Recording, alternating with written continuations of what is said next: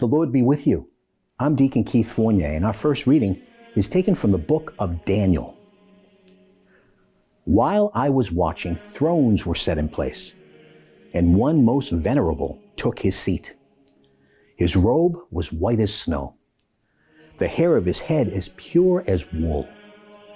His throne was a blaze of flames, its wheels were a burning fire. A stream of fire poured out, issuing from his presence. 1,000,000 waited on him. 10,000 times 10,000 stood before him. The court was in session, and the books lay open. I was gazing into the visions of the night when I saw, coming on the clouds of heaven, as it were, a Son of Man.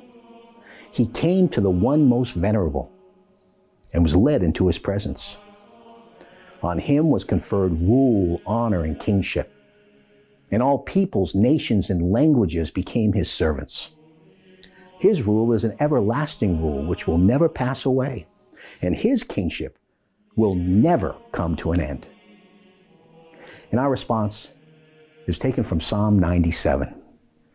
Yahweh is king. Let earth rejoice, the many isles be glad. Black cloud enfolds him, saving justice and judgment, the foundations of his throne. The mountains melt like wax before the Lord of all the earth. The heavens proclaim his saving justice. All nations see his glory. For you are Yahweh, most high over all the earth, far transcending all gods. And our second reading is from the second letter of the Apostle Peter. When we told you about the power and the coming of our Lord Jesus Christ, we were not slavishly repeating cleverly invented myths. No. We had seen his majesty with our own eyes. He was honored and glorified by God the Father, when a voice came to him from the transcendent glory. This is my Son, the beloved. He enjoys my favor. We ourselves heard this voice from heaven when we were with him on the holy mountain.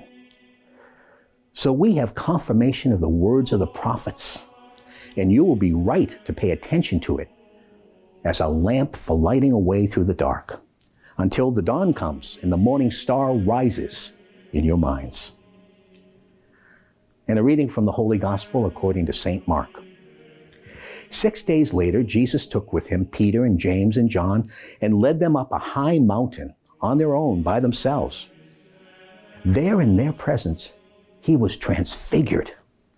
His clothes became brilliantly white, whiter than any earthly bleacher could make them. Elijah appeared to them with Moses, and they were talking to Jesus. Then Peter spoke to Jesus. Rabbi, he said, it is wonderful for us to be here. So let us make 3 shelters, one for you, one for Moses, and one for Elijah. He did not know what to say. They were so frightened. And a cloud came, covering them in shadow. And from the cloud there came a voice. This is my Son, the beloved. Listen to him. Then suddenly, when they looked around, they saw no one with them anymore, but only Jesus. As they were coming down from the mountain, he warned them to tell no one what they had seen, until after the Son of Man had risen from the dead. They observed the warning faithfully, though among themselves they discussed what rising from the dead could mean. The Gospel of the Lord.